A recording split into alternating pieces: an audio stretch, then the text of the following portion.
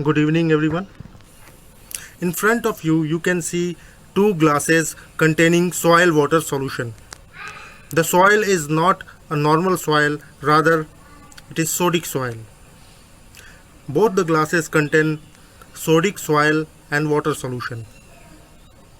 As you can see, the color of both the glass solution is like a chocolate milk, where the soil particles are in the dispersed or deflocculated stage. In this stage, the soil particles are unable to come close together and form bond due to sodium-sodium repulsion. According to the lyotropic series, sodium is least prone to form soil aggregation or soil structure, and as you know, sodic soil has majority of sodium on the cation exchange complex, so soil remains in the dispersed phase. Now what happens in the dispersed phase or the deflocculated stage is that the soil particles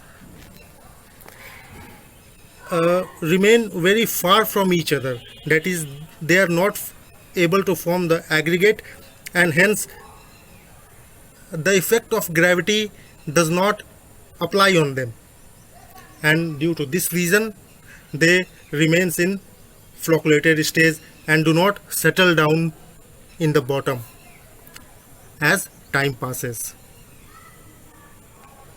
Now what we do to reclaim such sodic soils is we add gypsum.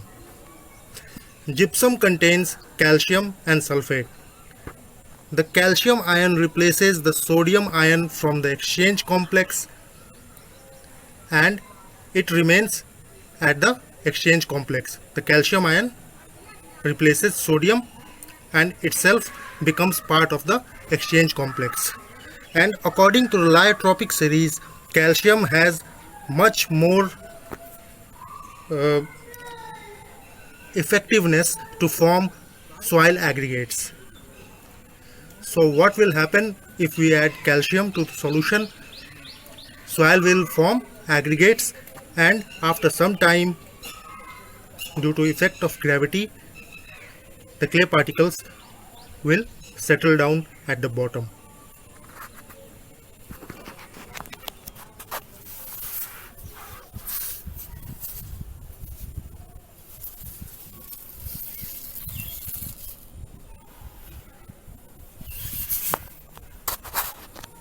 Now I will add some calcium to both the solutions.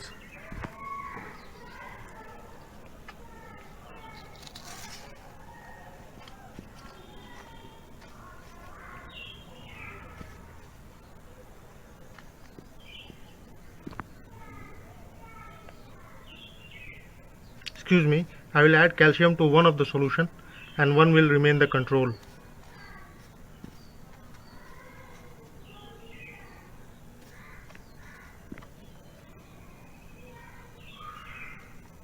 I am adding calcium in form of gypsum.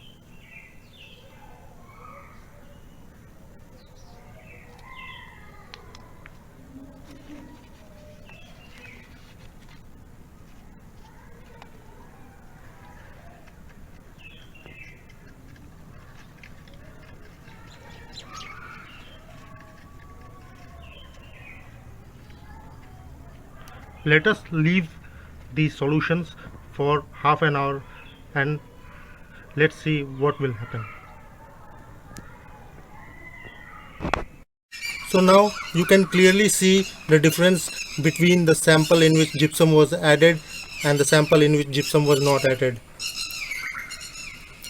The sample in which gypsum was added, you can see that soil particles have settled down already, while in the other sample the soil particles are remaining in the dispersed phase or the deflocculated phase. Thank you. Now I have decanted both the samples, and you can notice the difference between the soil plastic properties. In case of sodic soil, that is this sample, soil plasticity is very less. It is almost negligible. While in the other sample where gypsum was added, soil plastic properties are maintained.